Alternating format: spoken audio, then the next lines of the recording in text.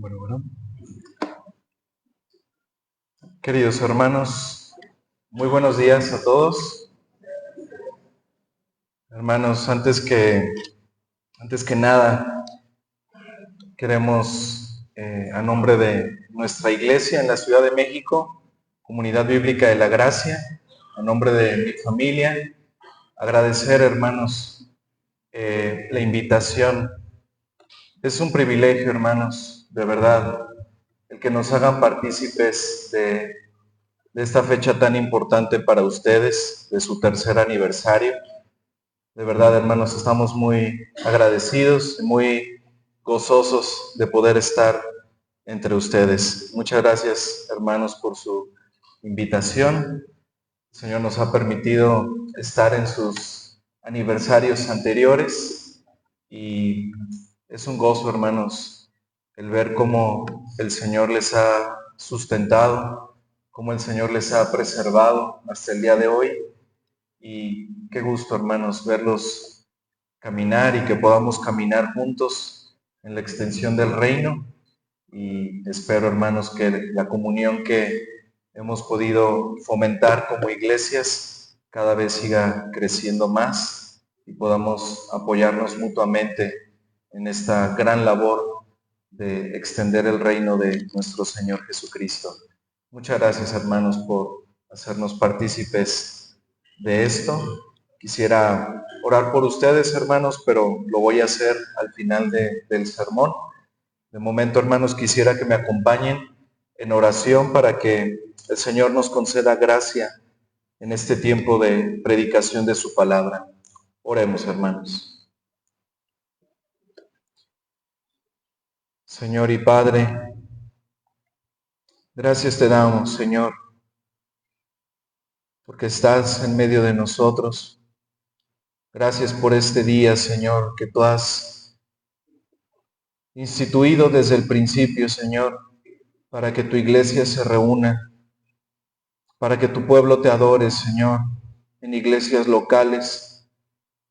Padre, para que tu pueblo cante la alabanza de vida a tu nombre, para que tu pueblo, Señor, sea bendecido a través de los medios de gracia, particularmente, Señor, a través de la predicación de tu palabra.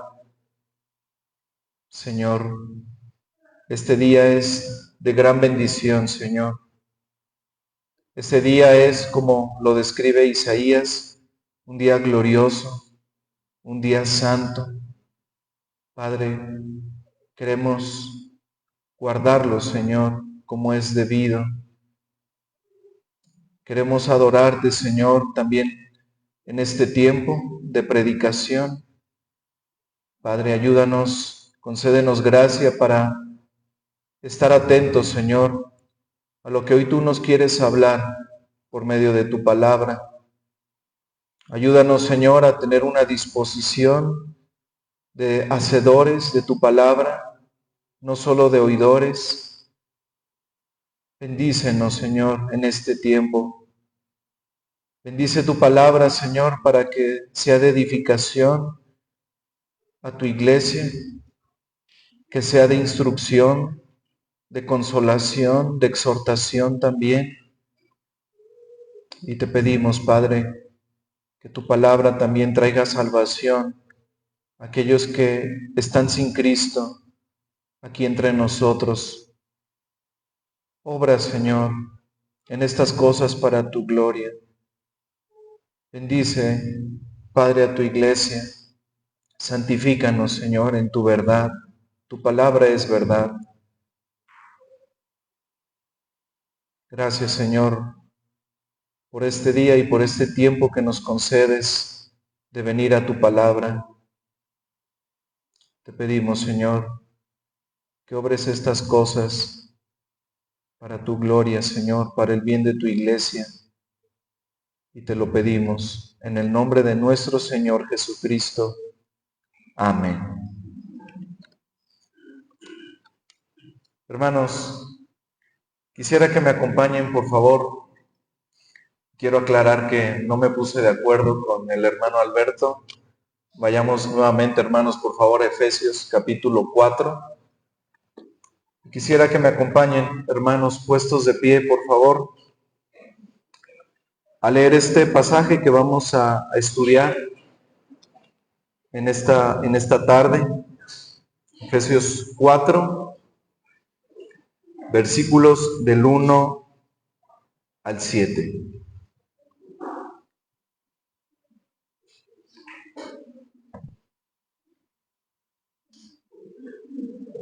Efesios 4, versículos del 1 al 7. Leamos, hermanos.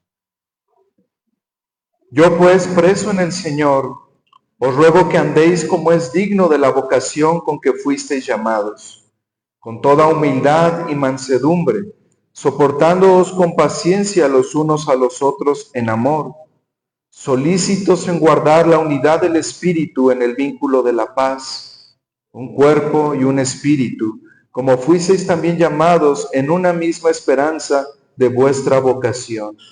Un Señor, una fe, un bautismo, un Dios y Padre de todos, el cual es sobre todos y por todos y en todos. Pero a cada uno de nosotros fue dada la gracia conforme a la medida del don de Cristo. Amén. Pueden tomar su lugar, hermanos, por favor.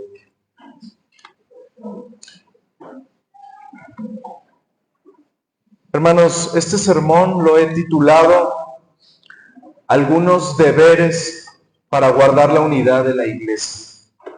Y he dividido este sermón en 4 deberes que vamos a ir viendo a lo largo de este pasaje. En primer lugar, hermanos, vamos a ver el deber de mirar a Cristo y seguir su ejemplo. El deber de mirar a Cristo y seguir su ejemplo. El Señor, hermanos, en esta sección de la carta a los Efesios, nos manda a vivir de una manera congruente a lo que ahora somos por gracia en Jesucristo. El Señor nos manda a vivir a partir de este capítulo 4 de Efesios, a vivir en congruencia con estas realidades que nosotros creemos y confesamos y que encontramos a lo largo de los primeros 3 capítulos de esta carta. En estos primeros 3 capítulos de Efesios vemos que el Señor nos enseña que todos nosotros merecíamos su ira justa por causa de nuestros pecados. Estos capítulos también nos enseñan que nosotros estábamos muertos espiritualmente y que éramos incapaces de poder salvarnos a nosotros mismos. Pero también nos enseña, hermanos, que Él nos escogió en amor desde antes de la fundación del mundo por el puro afecto de su voluntad para que nosotros fuésemos adoptados como hijos suyos para la alabanza de la gloria de su gracia. No por ningún mérito en nosotros, hermanos, no por ninguna obra que nosotros hubiésemos hecho, sino que fuimos salvados completamente por gracia, por su misericordia. Pero estos primeros 3 capítulos también nos enseñan que la salvación es un regalo suyo que se ofrece solo por gracia, no por obras para que nadie se gloríe, de manera que no puede haber jactancia alguna en la salvación, porque solo Dios es el que salva. Solo Él obra en la salvación de los hombres.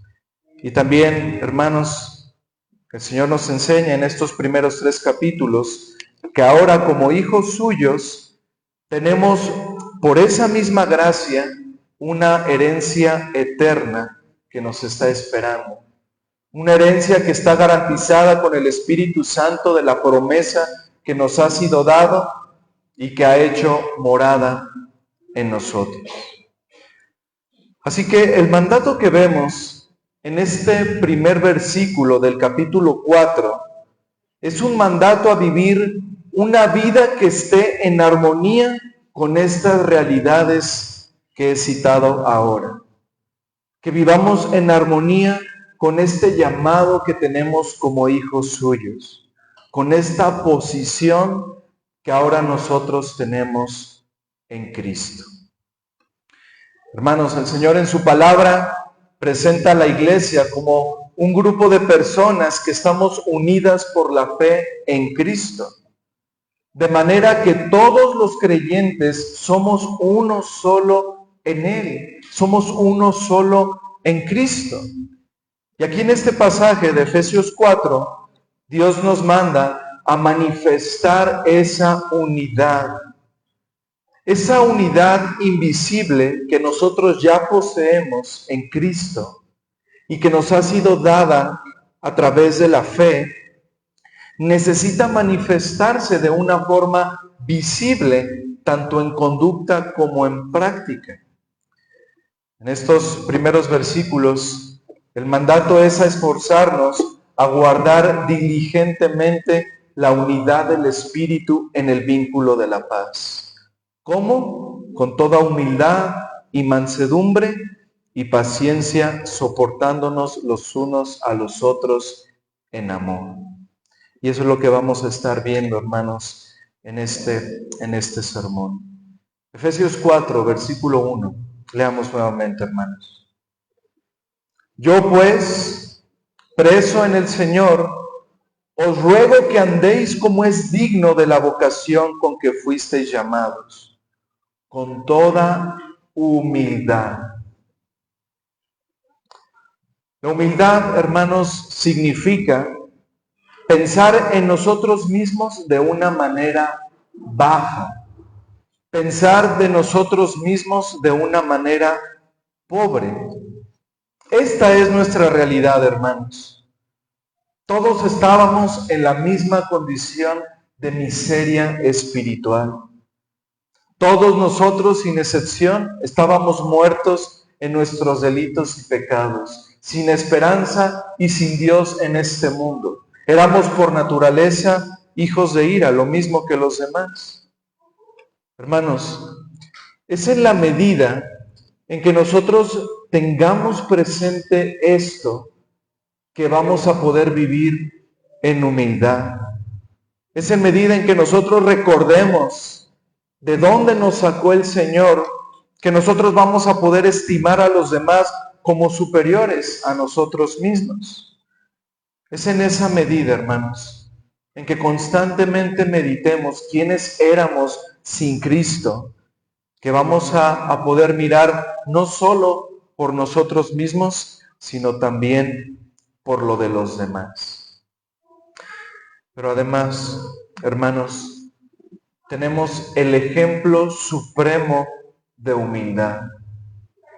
Dice en Filipenses 2, versículos del 5 al 8, haya pues en vosotros este sentir que hubo también en Cristo Jesús, el cual siendo en forma de Dios, no estimó el ser igual a Dios como cosa que aferrarse, sino que se despojó a sí mismo, tomando forma de siervo, hecho semejante a los hombres, y estando en la condición de hombre, se humilló a sí mismo, haciéndose obediente hasta la muerte y muerte de cruz. Así que, si nos preguntamos, ¿qué podemos hacer para vivir con toda humildad como el Señor nos manda en este pasaje? ¿Qué podemos hacer? La respuesta es mirar a Cristo y seguir su ejemplo. Mirar a Cristo y seguir su ejemplo. Hermanos, Cristo siendo Dios, se humilló a sí mismo y se hizo siervo y murió de la manera más humillante en una cruz para poder salvarnos. Y es cuando nosotros seguimos el ejemplo de Cristo, hermanos, que no va a haber lugar para el orgullo individual, ni para poder gloriarme delante de mis hermanos,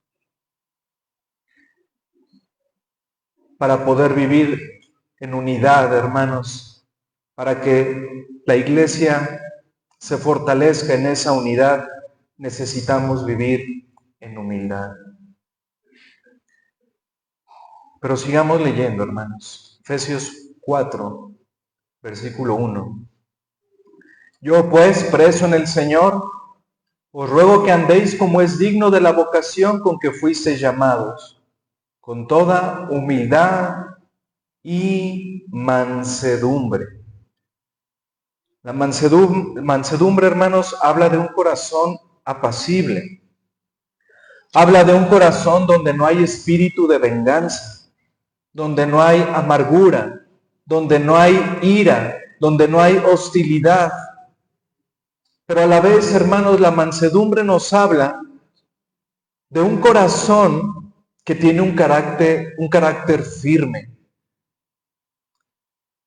Habla de una firmeza cuando es necesario. Una de las mejores maneras de poder entender la mansedumbre es verla como el dominio propio.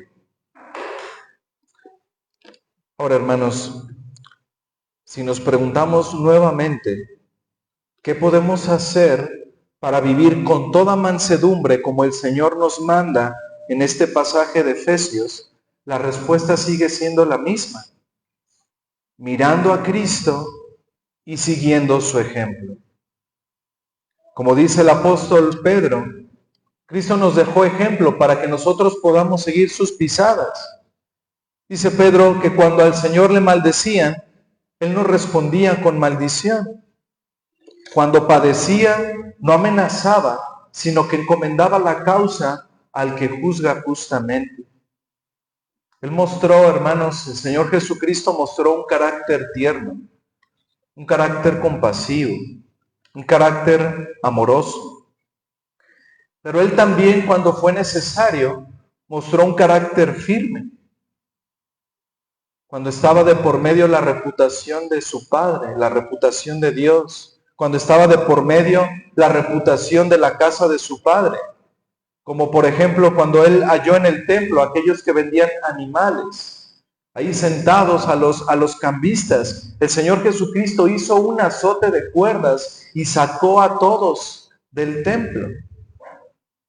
Hermanos, somos llamados a vivir de acuerdo con la humildad y de acuerdo con la mansedumbre que el Señor Jesucristo nos enseñó.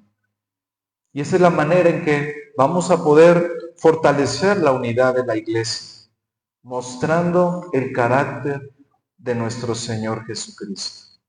De aquel que dijo, llevad mi yugo sobre vosotros y aprended de mí, que soy manso y humilde de corazón. Así que, hermanos, para poder vivir en una verdadera unidad de iglesia, necesitamos ser humildes y mansos como el Señor Jesucristo. Pero hay un ingrediente más que vemos aquí en este pasaje.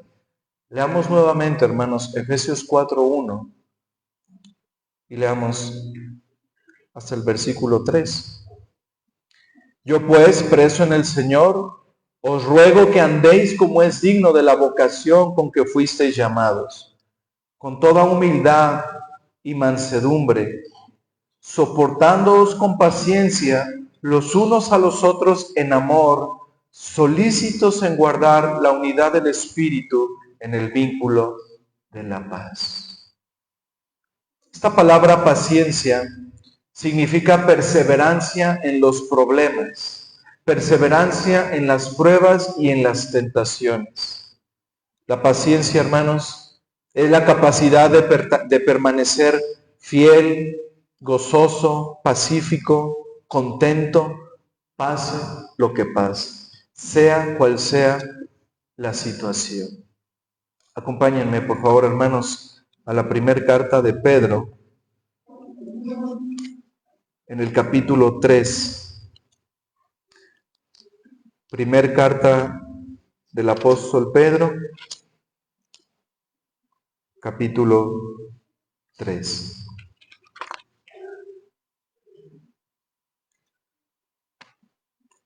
Leamos del versículo 8 al versículo 12. Dice aquí el apóstol Pedro. Finalmente, sed todos de un mismo sentir, compasivos, amándoos fraternalmente, misericordiosos, amigables, no devolviendo mal por mal ni maldición por maldición, sino por el contrario, bendiciendo, sabiendo que fuisteis llamados para que heredéis bendición. Esto es la paciencia, hermanos, a la que se refiere también el apóstol Pablo en Efesios, cuando dice, soportándoos con paciencia los unos a los otros en amor. Debemos ser, como dice el apóstol Pedro aquí, compasivos, amorosos, amigables, no devolviendo mal por mal, ni maldición por maldición, sino por el contrario, bendiciendo en todo tiempo. Y dice el apóstol Pedro más adelante, primera carta de Pedro en el capítulo 4, versículos 7 y 8. Dice aquí el apóstol Pedro, mas el fin de todas las cosas se acerca. Sed pues sobrios y velad en oración. Versículo 8. Y ante todo, tened entre vosotros ferviente amor, porque el amor cubrirá multitud de pecados. Esta última frase, hermanos, por supuesto, no significa que nuestro amor expíe los pecados, sino que el amor del cristiano por su hermano lo va a llevar a perdonar su falta. ¿Por qué? Porque conocemos la gracia perdonadora del Señor en nuestras vidas. Ese es el amor cristiano que también el apóstol Pablo describe en 1 Corintios 13. Es un amor sufrido, benigno, que no tiene envidia, que no es jactancioso, que no se envanece, que no hace nada indebido, que no busca lo suyo, que no se irrita, que no guarda rencor, que no se goza de la injusticia, mas se goza de la verdad, que todo lo sufre, que todo lo cree, que todo lo espera y que todo lo soporta. Y nuevamente, hermanos, si nos preguntamos, ¿qué podemos hacer para poder vivir soportándonos con paciencia los unos a los otros en amor, como el Señor nos manda en este pasaje de Efesios? La respuesta sigue siendo la misma, mirando a Cristo y siguiendo su ejemplo. Hermanos, la mayor expresión del amor del Señor Jesucristo la vemos en la cruz. La vemos ahí, hermanos, en su sacrificio, en el derramamiento de su sangre.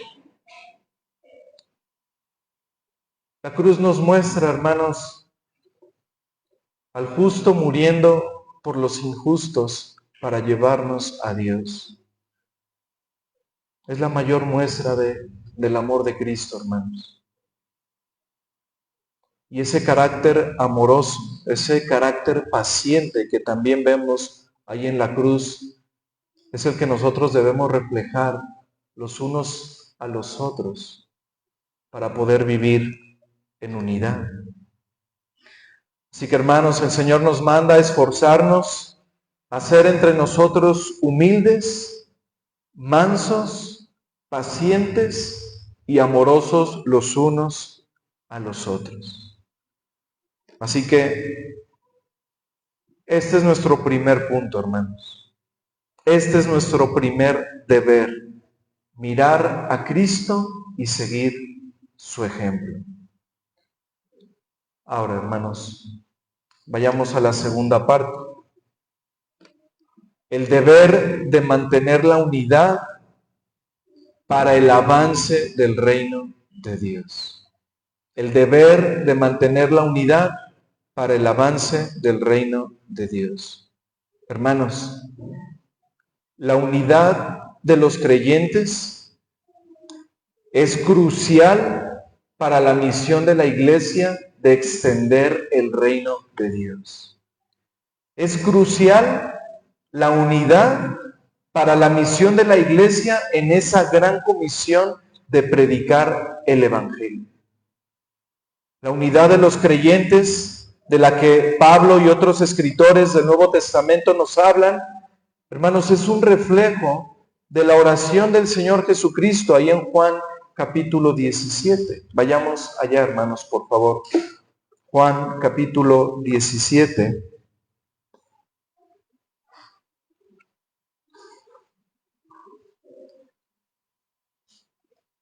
Vamos a leer, hermanos, del versículo 20 al versículo 23. Juan 17, del 20 al 23. Y voy a hacer, hermanos, aquí un par de énfasis para que podamos ver aquí en las palabras del Señor Jesucristo lo que les he dicho, que la unidad de los creyentes es vital para la extensión del reino de Dios. Versículo 20. Mas no ruego solamente por estos, sino también por los que han de creer en mí por la palabra de ellos, para que todos sean uno como tú, oh Padre, en mí y yo en ti, que también ellos sean uno en nosotros, para que el mundo crea que tú me enviaste. Versículo 22. La gloria que me diste yo les he dado para que sean uno, así como nosotros somos uno. Yo en ellos y tú en mí, para que sean perfectos en unidad, para que el mundo conozca que tú me enviaste y que los has amado a ellos como también a mí me has amado. Hermanos, podemos ver aquí en este pasaje que el propósito de la unidad de la iglesia es que el mundo crea en el Señor Jesucristo. Oró el Señor para que el mundo crea que tú me enviaste. Está orando por la unidad de los creyentes, por la unidad de la iglesia. Y dice el Señor Jesús, para que el mundo crea que tú me enviaste. Para que el mundo conozca que tú me has enviado. ¿Pueden ver, hermanos? Porque es importante que la iglesia esté orando constantemente por la unidad. ¿Por qué es tan importante este mandato del apóstol Pablo aquí en este pasaje que estamos estudiando en Efesios? Porque el propósito de la unidad, hermanos, repito, es que el mundo crea en el Evangelio. Es adornar por medio de nuestra unidad práctica la preciosa doctrina del Evangelio de Cristo que predicamos. Cristo dijo a sus discípulos en Juan 13:35, en esto conocerán todos que sois mis discípulos, si tuviereis amor los unos a los otros. Así es como mostramos al mundo, hermanos, el poder transformador del Evangelio, en nuestra unidad, en el amor que nos tengamos los unos a los otros. El amor, hermanos, debe ser la marca distintiva del cristiano. Llamarás al Señor tu Dios con todo tu corazón y con toda tu alma y con toda tu mente y con todas tus fuerzas. Este es el principal mandamiento. Y el segundo es semejante. Amarás a tu prójimo como a ti mismo. Marcos 18, versículos 30 y 31. Así que la unidad, hermanos, tiene este gran propósito. La gloria de Dios por medio de predicar y de reflejar el Evangelio al mundo. Así que este es nuestro segundo deber, mantener la unidad para el avance del reino de Dios. Pasemos al tercer deber, el deber de recordar el Evangelio que nos une. El deber de recordar el Evangelio que nos une. La hermosura de la unidad La vemos en que Dios une por medio de Cristo a personas que de otra manera nunca podrían unirse. Regresemos a Efesios, hermanos, por favor. Efesios capítulo 4, versículos 4 y 5.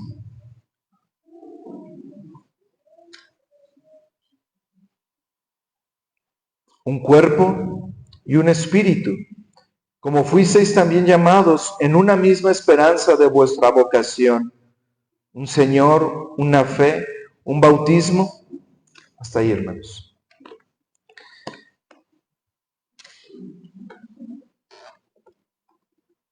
La hermosura de la unidad de la iglesia, hermanos, es que lo que nos une no es un código, es un credo, es la verdad del Evangelio. Y eso lo podemos ver con mucha claridad, hermanos, en Hechos capítulo 2. Acompáñenme allí, por favor. Hechos capítulo 2.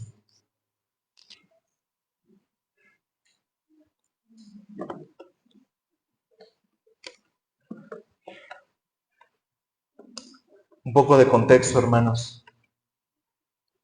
En el día de Pentecostés, recordarán que se reunieron ahí en el aposento alto 120 creyentes, pero después del sermón del apóstol Pedro, se añadieron mucho más a este número.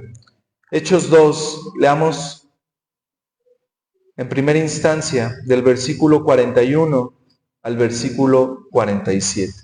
Hechos 2, del 41 al 47. Así que los que recibieron su palabra fueron bautizados y se añadieron aquel día como 3,000 personas y perseveraban en la doctrina de los apóstoles, en la comunión unos con otros, en el partimiento del pan y en las oraciones. Y sobrevino temor a toda persona, y muchas maravillas y señales eran hechas por los apóstoles. Todos los que habían creído estaban juntos y tenían en común todas las cosas, y vendían sus propiedades y sus bienes, y los repartían a todos según la necesidad de cada uno. Y perseverando unánimes cada día en el templo, y partiendo el pan en las casas, comían juntos con la alegría y sencillez de corazón, alabando a Dios y teniendo favor con todo el pueblo. Y el Señor añadía cada día a la iglesia a los que habían de ser salvos. Hechos 4, versículo 4.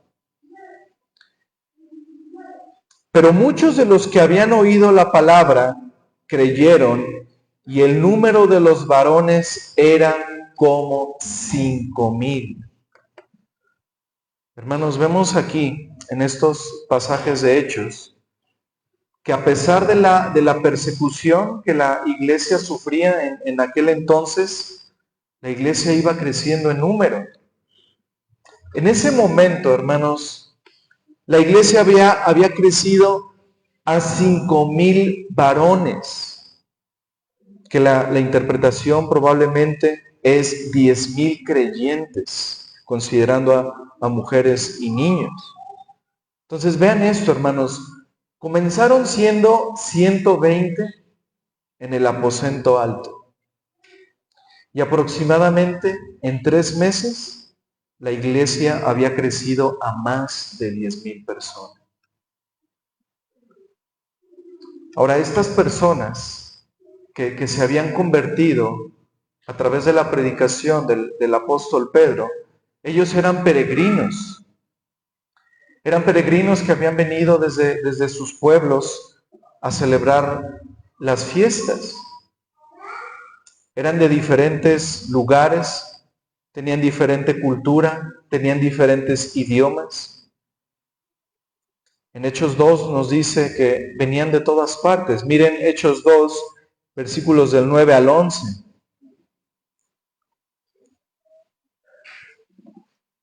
Hechos 2, versículos del 9 al 11.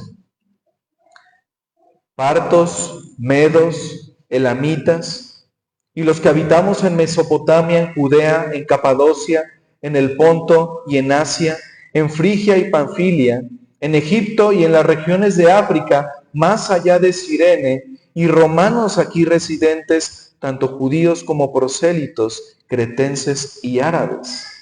Hermanos, todos estos eran judíos que en su momento habían sido esparcidos, y ellos ya no hablaban su lengua original.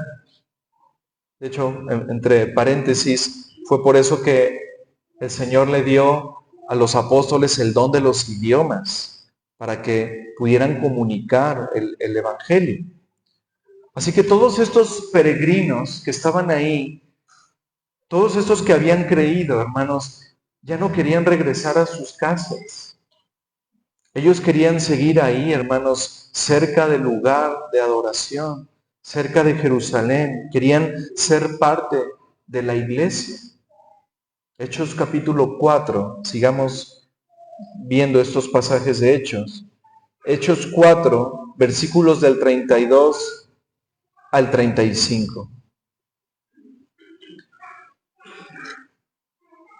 Miren toda esta multitud de creyentes, hermanos, que venía en aumento.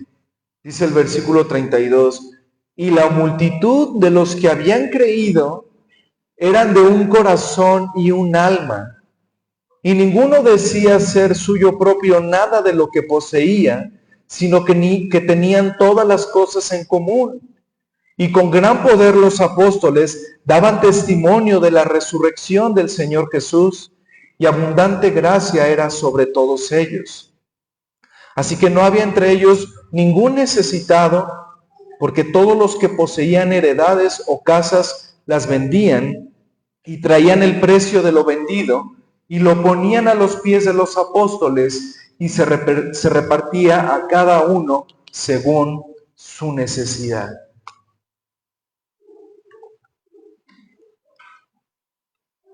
Podemos ver, hermanos, aquí la unidad de estos creyentes. Eran de un corazón, eran de un alma. Y esto es algo sorprendente, hermanos. Porque como dijimos, venían de diferentes lugares, tenían diferentes culturas, eran de diferentes razas, diferentes generaciones, diferentes sistemas lingüísticos.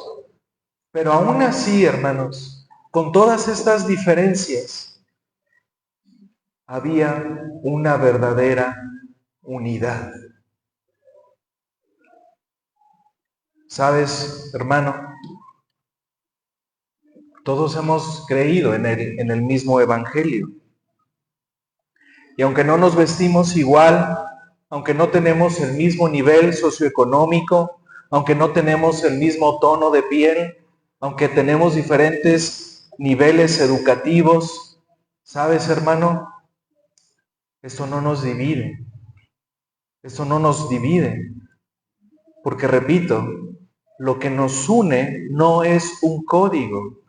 Lo que nos une, hermanos, es un credo. Lo que nos une es la verdad, el Evangelio. Toda esta multitud que vemos aquí en Hechos, todos ellos habían creído que eran pecadores. Habían visto su necesidad de un Salvador. Habían venido a Cristo en arrepentimiento y fe. Y esa fe en el Evangelio, hermanos, fue lo que los unió con otros creyentes. Y es por eso, hermanos, que vemos en Hechos que toda esta multitud que había creído era de un corazón y de un alma. Estaban en unidad, tenían los mismos propósitos, tenían los mismos fines, porque habían conocido la verdad, hermanos, y la habían abrazado. Esto es lo bello, hermanos, de la unidad de la iglesia. Es como en una orquesta, hermanos. Podemos preguntarnos cómo una orquesta de diferentes instrumentos puede sonar en armonía.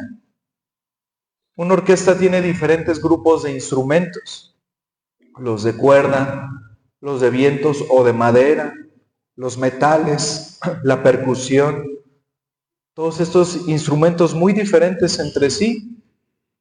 Pero aún, hermanos, por ejemplo, en el grupo de las percusiones están los timbales, los platillos, las campanas, el tambor, el gong, el xilófono, y todos ellos, aunque forman parte de un mismo grupo de percusiones, todos suenan muy diferentes entre sí.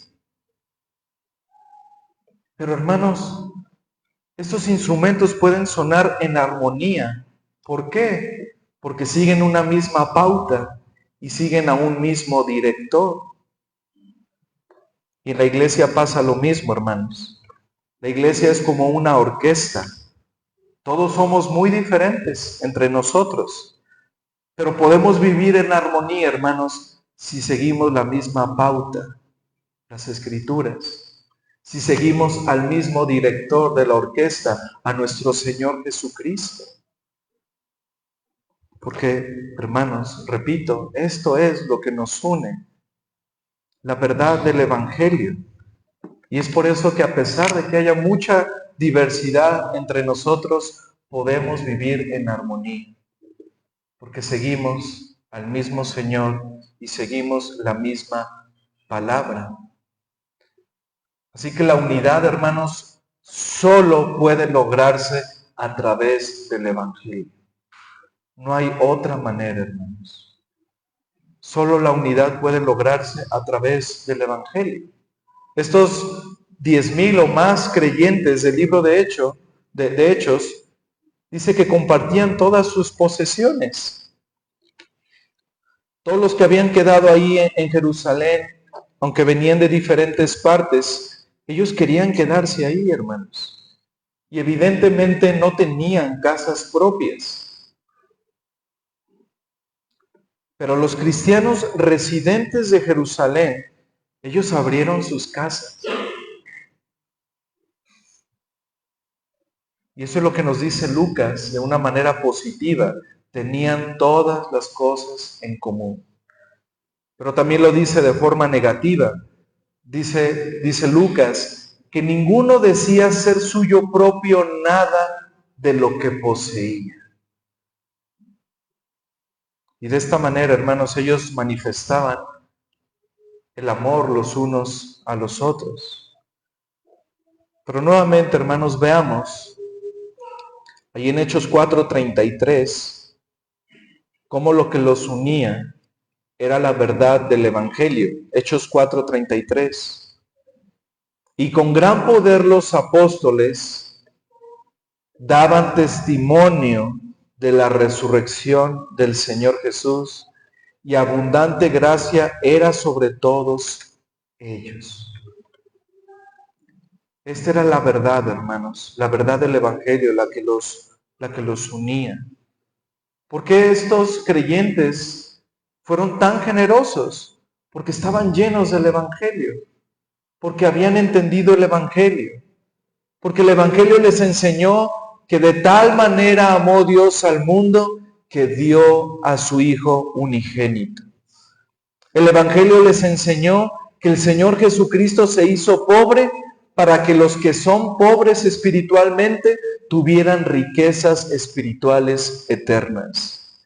El Evangelio les enseñó que Cristo cargó con la culpa de su pecado para poder compartir con ellos su justicia. Es, hermanos, cuando entendemos su gracia, que somos movidos a dar. Cuando entendemos su gracia, damos. Y entendemos que damos de gracia lo que hemos recibido de gracia. Es cuando entendemos su misericordia, cuando podemos verdaderamente perdonar la falta de los demás.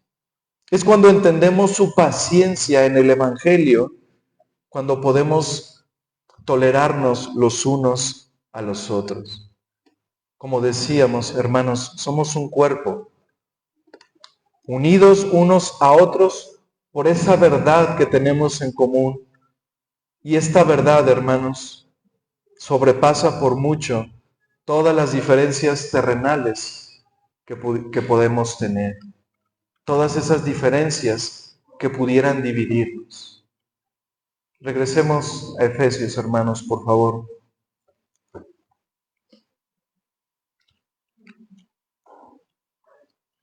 Efesios capítulo 4, versículos del 3 al 6.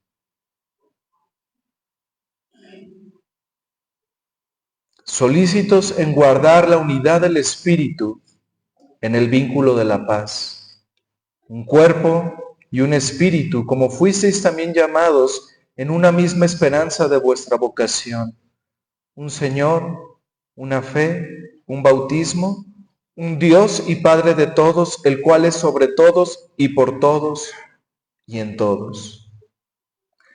Aquí en estos versículos, el apóstol Pablo brinda 7 declaraciones confesionales con respecto a la unidad que brindan la base teológica de la unidad. Un cuerpo, un espíritu, una esperanza, un Señor, una fe, un bautismo y un Dios y Padre. Hermanos, todos nosotros como creyentes compartimos la misma esperanza, confesamos la misma fe y hemos experimentado un mismo bautismo. Primera a los Corintios 12:13 dice el apóstol Pablo, porque por un solo espíritu fuimos todos bautizados en un cuerpo, sean judíos o griegos, sean esclavos o libres, y a todos se nos dio a beber de un mismo espíritu. En otras palabras, personas de diferentes razas, de diferentes contextos, antecedentes, de diferente estatus social, esclavos o amos, la sangre de Cristo nos ha unido y nos ha dado la paz. Ahora todos somos uno en Cristo, un solo pueblo, un solo cuerpo, una sola iglesia. Y es por eso, hermanos, que el Señor a través del apóstol Pablo, aquí en Efesios 4:3, nos manda a esforzarnos a mantener la unidad en el vínculo de la paz. El Señor no nos manda a generar la unidad, porque esa unidad ya la tenemos. Al momento de creer, somos unidos a un mismo cuerpo, y esa unidad, hermanos, es inseparable. Nada nos puede separar del amor de Dios que es en Cristo Jesús, Señor nuestro. Así que ya estamos unidos desde el momento en que creímos por gracia en el Señor Jesucristo. Ya está esa unidad, pero debemos mantenerla, debemos fomentarla, debemos fortalecerla.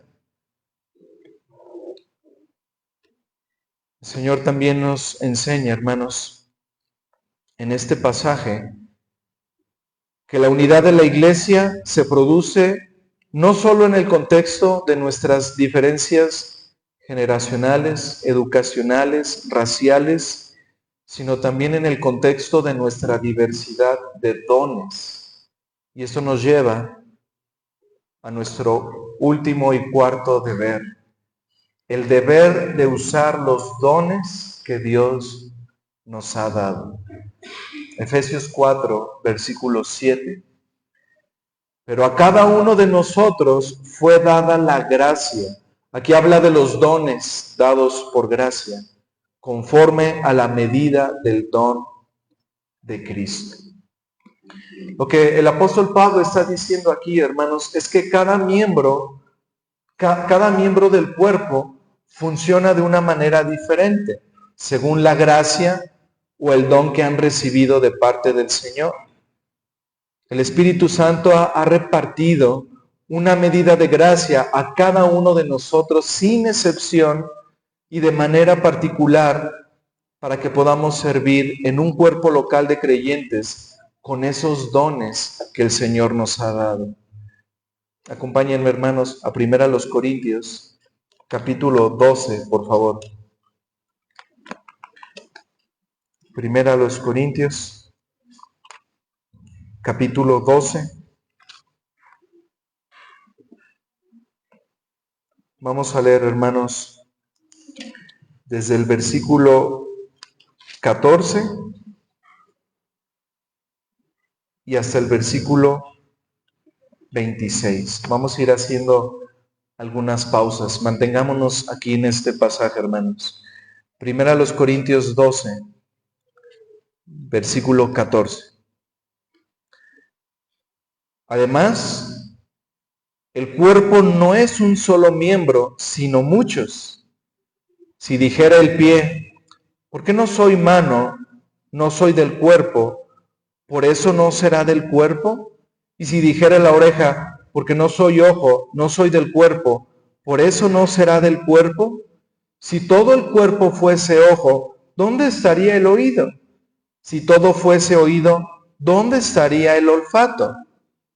Hermanos, cada parte, como el ojo o el oído, debe estar dispuesta a realizar su función particular, su propia función, y no buscar hacer una función que no le corresponde, una función para la cual no fue creada.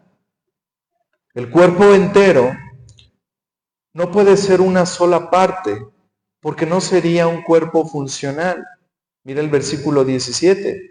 Si todo el cuerpo fuese ojo, ¿dónde estaría el oído? Si todo fuese oído, ¿dónde estaría el olfato? Y así es con la iglesia, hermanos.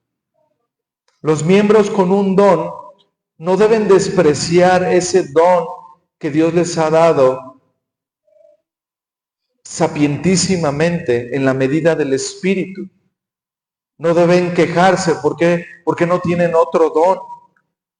No debemos envidiar los dones que otros hermanos tienen. Hermanos, nuestra función en el cuerpo de Cristo es muy importante. Es muy importante para el Señor y para la iglesia, sea donde sea que el Señor soberanamente nos haya puesto. La importancia de un miembro, hermanos, no se define por lo llamativa que pueda ser su función. Todos necesitamos de todos. Y para que la iglesia funcione apropiadamente, debe haber diversidad de dones, debe haber diversidad de oficios.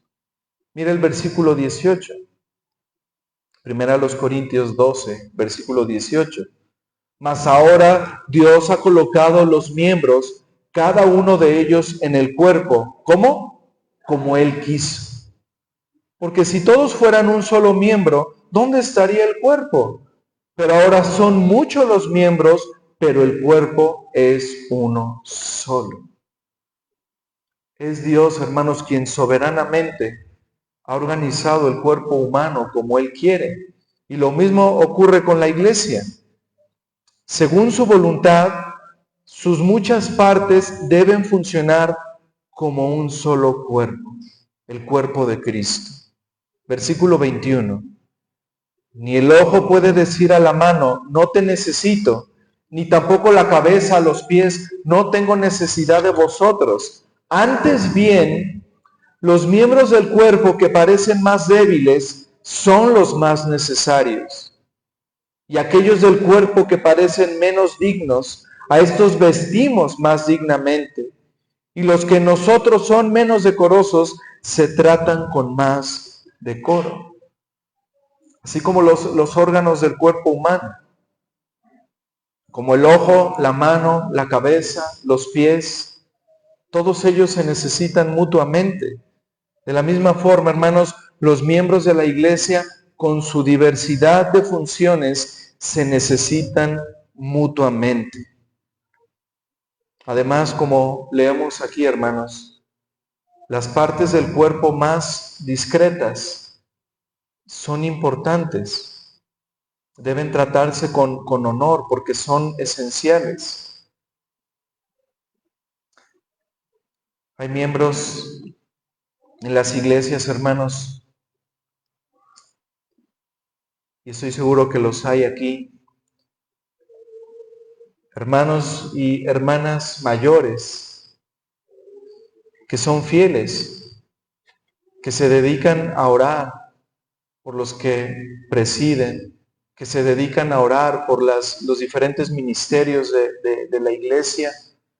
Y son hermanos y hermanas que quizá no tienen ya la oportunidad, quizá de levantar una silla o no sé, de participar en la cocina, en algunas otras actividades. Pero, hermanos, ¿qué dice aquí el Señor? Que aquellos que nos parecen más débiles son los más necesarios. ¿Cuánto necesitamos, hermanos, de esos hermanos fieles que se dedican a la oración, que pueden dar un consejo a los hermanos, una palabra de aliento? Sigamos leyendo, hermanos, versículo 24. Dice, porque los que nosotros son más decorosos no tienen necesidad, pero Dios ordenó el cuerpo, dando más abundante honor al que le faltaba, para que no haya desavenencia.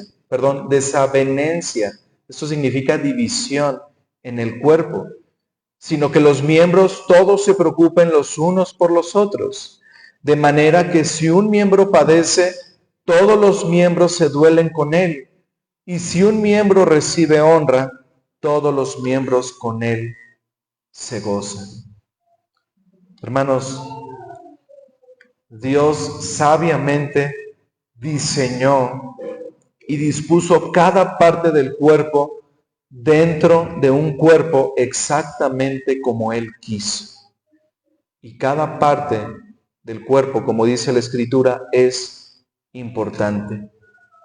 Cada parte debe trabajar en conjunto por el bien de todo el cuerpo. Y es por ello, hermanos, que cuando una parte del cuerpo sufre, todo el cuerpo sufre. Cuando una parte del cuerpo recibe honra, todos se gozan con él. Así como los órganos del cuerpo humano, como el ojo, la mano, la cabeza, los pies, todos se necesitan mutuamente. Así también, hermanos, en la iglesia, todos necesitamos de todos. Miren lo que dice Hebreos 10, por favor, hermanos.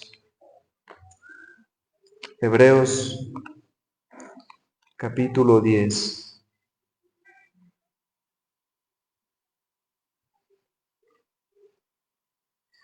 Versículos del 23 al 25.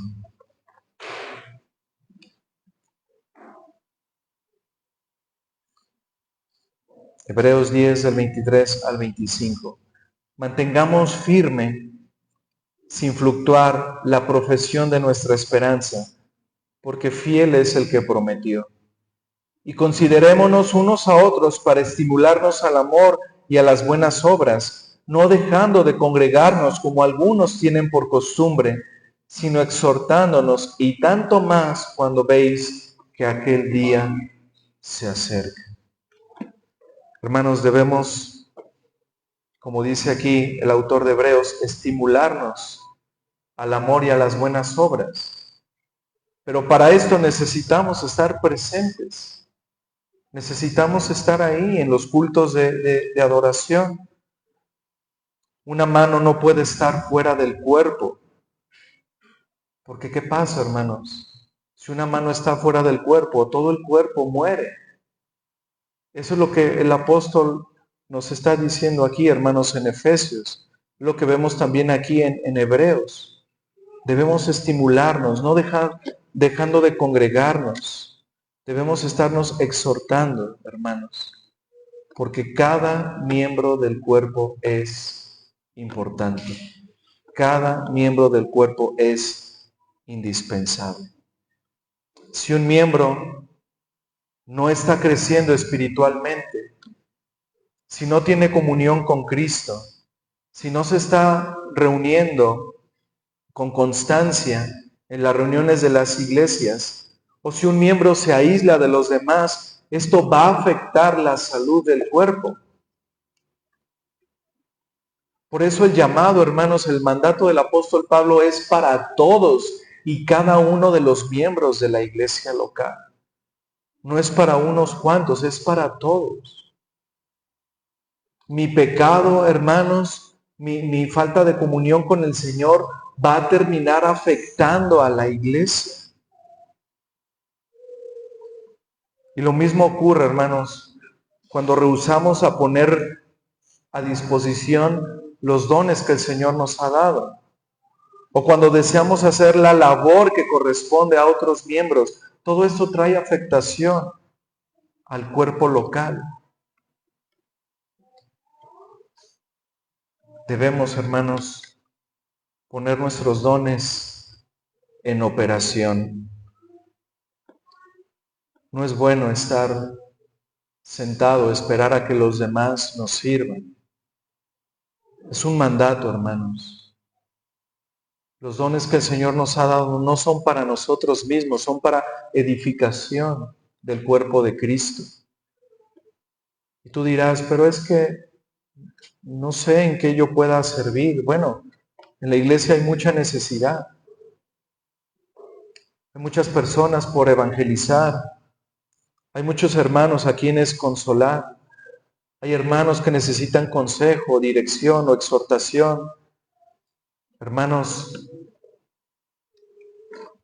hay hermanos que te necesitan, que necesitan los dones que Dios te ha dado. Así que ponlos por obra. Y si no sabes cuál es el don que Dios te ha dado, la manera en que lo vas a saber es sirviendo a tu iglesia, en lo poco. Es ahí donde el Señor va a ir mostrándote cuáles son los dones que Él te ha dado. Y hermanos, algo que nos beneficia a todos, algo que beneficia a cada parte del cuerpo, es el recordarnos el Evangelio. El recordarnos el Evangelio fortalece nuestra fe, nuestra esperanza y por supuesto fortalece nuestra unidad. Así que este es el cuarto deber, usar los dones que Dios nos ha dado.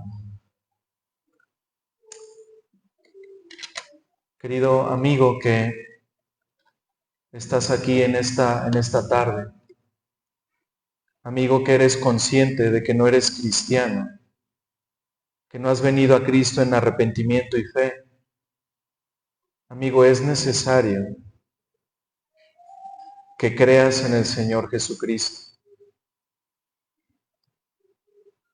Porque en la condición en la que estás, dice la Escritura que tú no formas parte de ese cuerpo de Cristo que va a ser finalmente aquellos que van a estar en la gloria con Él. Y quiero ser más directo, y lo digo con mucho amor, con mucho respeto. La Escritura es clara.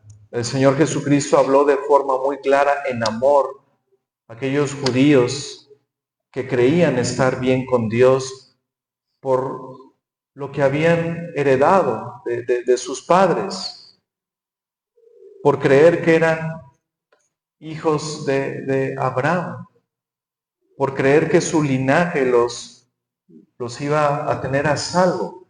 El Señor Jesucristo les dijo con claridad, ustedes son hijos del diablo y ustedes hacen la voluntad de su Padre.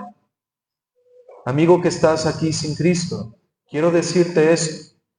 Todos nosotros, los que estamos aquí en esta tarde, todos nosotros tenemos un Padre espiritual, o a Dios o al diablo. No hay otra opción. Si tú no has creído en Cristo, eres hijo de tu padre el diablo. Y si no te arrepientes, tú vas a sufrir las consecuencias de tu pecado.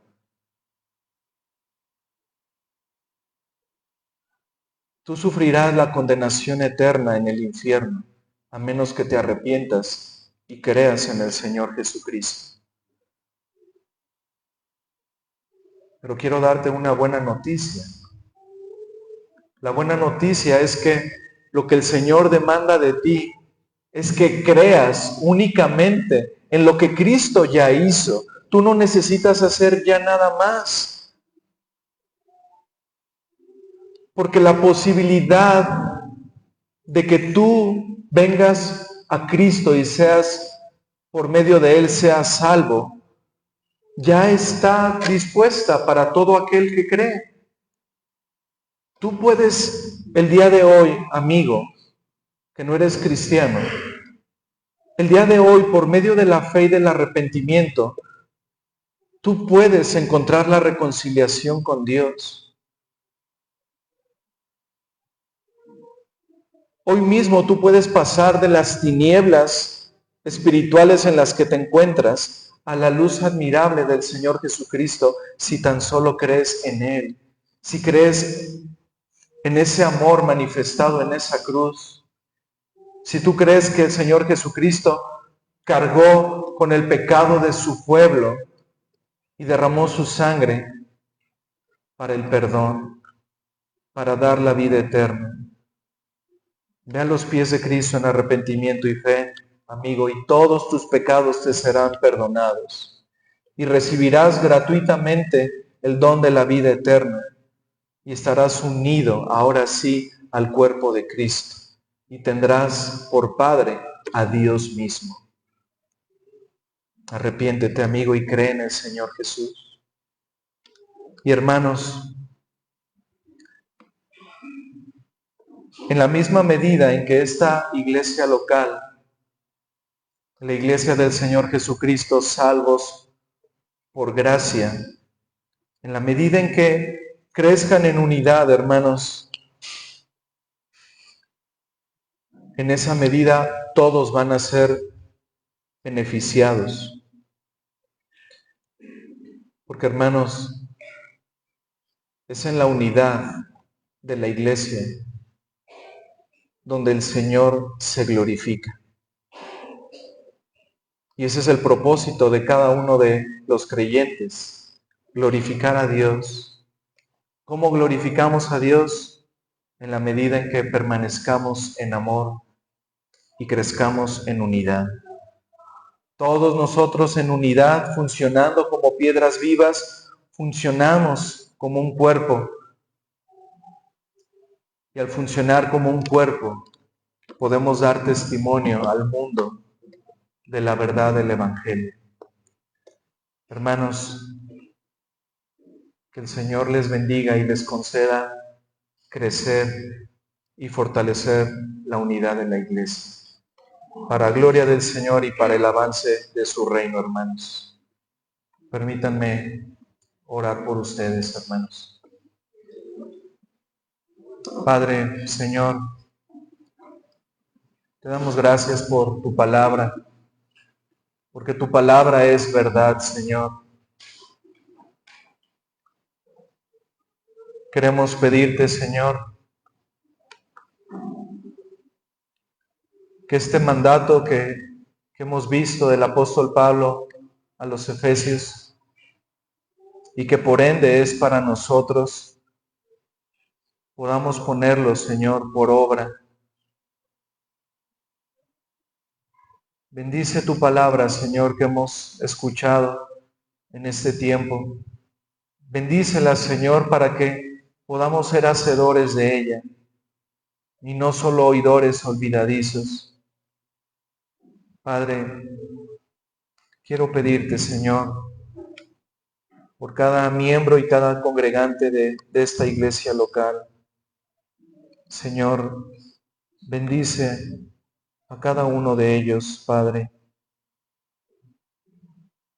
Te pido, Señor, que sigas edificando esta iglesia local, que ellos puedan crecer en ese esfuerzo por guardar la unidad de la iglesia en el vínculo de la paz. Dales humildad, Señor, dales mansedumbre, dales paciencia, dales amor, Señor, para que puedan soportarse los unos a los otros. Padre, para que puedan tener este entendimiento que vemos en tu palabra, de que es a través de la unidad, Señor, que tu reino avanza. Que es a través, Señor, del testimonio de amor los unos a los otros, que damos testimonio al mundo. Padre, sigue bendiciendo, Señor, a cada uno de mis hermanos que conforman esta iglesia local. Sigue perfeccionando la buena obra que has comenzado en ellos, Señor. Y de manera colectiva como iglesia, que ellos puedan crecer, que ellos puedan madurar en la fe, que ellos, Señor, puedan ser uno, así como tú, Padre, eres uno con el Hijo y con el Espíritu, que así sean uno, Señor, en unidad. Padre, que el amor que ellos han experimentado en tu gracia, ese amor de Cristo, Señor, lo puedan manifestar los unos a los otros en todo momento, Señor, en medio de pruebas, en medio de situaciones difíciles que lleguen a pasar, que el amor de Cristo no falte, Señor, en sus corazones, en sus decisiones, en su actuar. Padre, sigue preservando esta iglesia, Señor, que pueda permanecer por muchas generaciones como ese baluarte, Señor, de tu verdad. Usa, Señor, a los miembros de esta iglesia. Usa, Señor, a aquella generación que viene para extender tu reino, Señor, para que muchos te conozcan, para que muchos vengan a la fe y muchos te glorifiquen como tu pueblo. Señor, también te pido, Padre, que obres en salvación en la familia de los creyentes que están aquí, en la familia de cada uno de los miembros de esta iglesia y también, Señor, en los congregantes que no son salvos. Extiende tu reino, Señor, para que sea por medio de tu evangelio, que así como vimos en Hechos, Señor, que sea por medio de la verdad predicada en este púlpito, los pecadores vengan al arrepentimiento, Señor. Usa tu palabra, la palabra que se predica, Señor, con fidelidad en este lugar, para que muchos sean salvos, para que tú añadas cada día, Señor, a los que han de ser añadidos. Trae a tu pueblo escogido, Señor, a la verdad del Evangelio y a la salvación. Y todo esto, Señor, te lo pido, Padre, para tu gloria, para el bien de esta iglesia, Señor, para su crecimiento espiritual, en el nombre y por los méritos de tu Hijo Jesucristo. Amén.